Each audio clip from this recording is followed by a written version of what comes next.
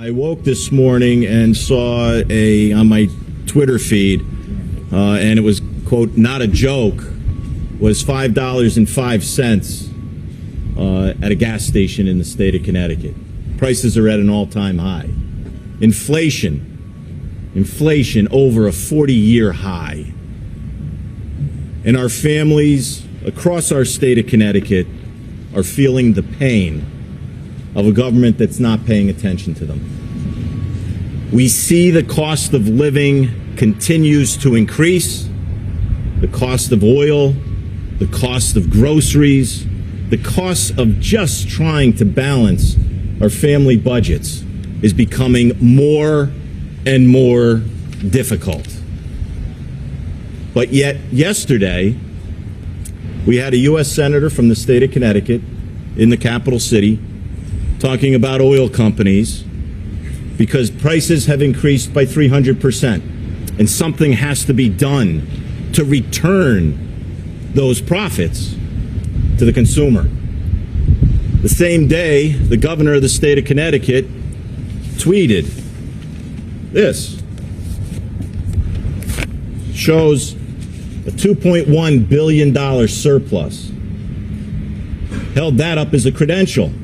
Reason why he needs to come back. That's about a 450% increase over the last surplus he had. Using the same standard, you would think the party would say we need to return those over-collected taxes back to the taxpayer. But when given the opportunity during session of a $1.2 billion tax cut, the majority refused. Instead, they've offered about, when you take out the earned income tax credit and the re-election rebates, they got about $400 million of tax relief. As a member of the General Assembly, I'm embarrassed of what was done this past session with the Democrats' tax proposal that was supported by the governor. You know, we knew going into the budget cycle that Connecticut was on hard times and inflation was on the horizon. And that's why in the beginning we came out very early on to a reduction of the gas tax by 25 cents, which thankfully Democrats embraced. But never did we believe with a $3.5 billion surplus that that was all they were going to embrace. We had asked for a diesel tax cut, which was denied back then in April. And we asked for it again upward to the end of session, and it was denied again. And so as Senator Kelly pointed out, we're here today to remind everybody that we are not going away. Republicans are going to continue to advocate for more reductions in cost to our residents. Why? Because Connecticut could afford this relief. But the Democrats and this governor don't want to give it. You know, they left here on May 4th patting each other on the back, thinking that they had a job that was all done.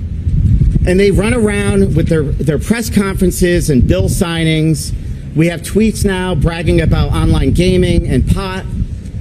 But they're doing everything to avoid what's really important to the residents of Connecticut. And that is to address inflation and the rising costs. We're proposing $746 million in relief. And this can be done without budget cuts. It will preserve the historic $2.85 billion in additional contribution to pay down pension debt and maintain the $3.3 billion state budget reserve, which is the maximum amount allowed by statute. So the money is there. The question is whether or not there's the willingness on behalf of the majority. Generally, people are suffering, you know, whether you're trying to run a business or put food on your table.